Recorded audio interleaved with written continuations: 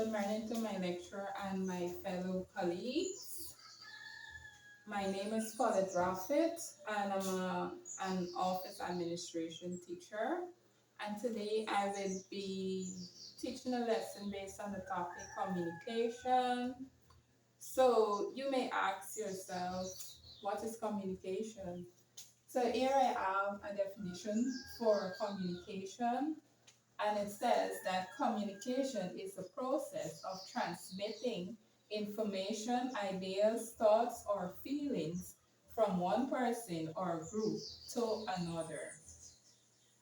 Now, every day we communicate with each other, right? Whether it be in schools, at the workplace, in organizations, whichever, in our daily lives with our family, our peers, we all communicate in our own ways, right? So now we're going to look at the importance of communication.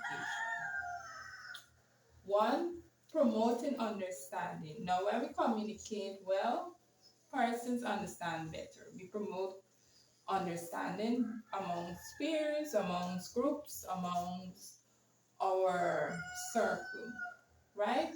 Improve productivity. Now, within the organization, if we communicate well, we could get our employees to produce more, especially if we explain ourselves, explain our target, we communicate it to our employees, they would be motivated to improve productivity within the organization. Also, within a business organization, it encourages collaboration. Now, when we communicate well, it's easier to work together as a group, right? And we have another point there, enhancing problem solving. Now, if we could communicate our problems to each other, we could solve problems easier, right? And now we're going to look at the channels of communication, which we're going to look at the first one, which is oral communication. And when you hear the word oral, what comes to mind? Now, on my in my opinion, what comes to mind when we talk about oral, we're talking about sounds, we're talking about voice, we're talking about like what I'm doing here. I'm communicating orally by speaking, right? So it refers to the process of expressing information, ideas, or thoughts through spoken words. It is one of the most common forms of communication used in both personal and professional settings. Oral communication can occur face to face, over the phone, or through virtual platforms like video conferencing. Now, every time we speak to each other, every time we call our family, every time we communicate and we have to speak, that's oral communication. So don't get mixed up, right? It could be face to face, it could be through a phone call, it could be virtually, like video conferencing. All of that are oral communication. Now, let's move on to the next. Here we have electronic communication. So, this refers to the exchange of information using electronic devices such as computers, smartphones, or tablets, typically via the internet or digital networks. It involves transmitting messages, data, or multimedia. Now, every day, each and every one of us adults could say we use electronic communication to communicate, whether it's via phone call, whether it's email, using our laptops, especially if we're in the office working, we use electronic devices every day. To communicate, we have to send our emails to our boss. If you're sending out a notice for a meeting, you have to send out your emails, right? Also, the easiest and quickest way is by messaging, for example, WhatsApp group, or simple a phone call, whether it be a normal phone call or a video call, right? Either way is electronic and it's quick. So now we're gonna move on to the next channel of communication, which is written communication. And this refers to the process of conveying information through written symbols, such as letters, emails, reports, memos, and other documents. It involves the use of written words to express idea, share information, or instruct others in a clear and organized manner.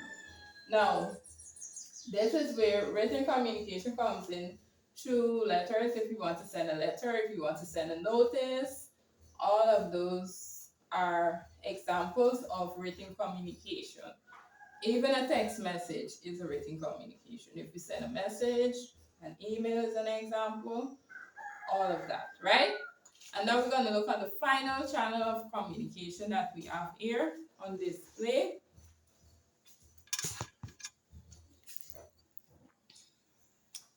And it says visual communication is the process of conveying information, ideas, or messages through visual elements such as images, symbols, charts, graphs, videos, and other visual aids. It relies on visual representation to make messages more engaging, clear, and memorable.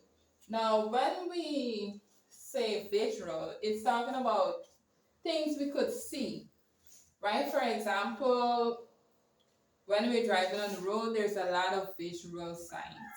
Like, for example, the crossing sign, the stop signs. Also, if you ever had a chance to go in a lab, they would have a lot of warning symbols, and all of that are forms of visual communication. You don't have to read it, you could just see it and understand it, right? And here I have a little activity where I'm gonna have example of the 4 channels of communication here. And I would like you to try and figure out which one is which one. For example, we did the 4 forms of communication, the 4 channels of communication: oral, electronic, written, visual. So here we have some pictures showing the different forms of communication. I would like for you to try to figure out which one is which. Now the first one, which is this one, we have some and symbols and sign language. The second one, we have somebody writing in a book. The third one, we have a debate. And the fourth one, we have persons messaging and calling each other, texting each other on devices. So based on our lesson, we should easily be able to say which one is which. So the first one being sign language, I would like to say that I would like to think that you would say it's visual, because in this way we're not expressing anything, we're just looking at the picture and trying to figure it out. So sign language is a form of visual communication. Based on you looking at me and I'm expressing myself through sign language, you could tell what I'm seeing, right? The second picture here, we have a girl writing in a book. So she's exercising written communication here, right? And the third one, we have a debate where a man is saying something and a woman is telling him something also. So in this example, you could clearly see that it's oral communication. And lastly, well, we already looked at 3. Here we have technology, all those things, and we could recall that that is an example of electronic communication. Now, based on my closing now, I would like to thank you for looking at my video, and I hope you learned something about communication today. And you could take away something from this and try and improve your communication amongst your family, your partner, your co-workers, right? Anywhere you go, right? Any person you meet, you decide to communicate, please use one of this.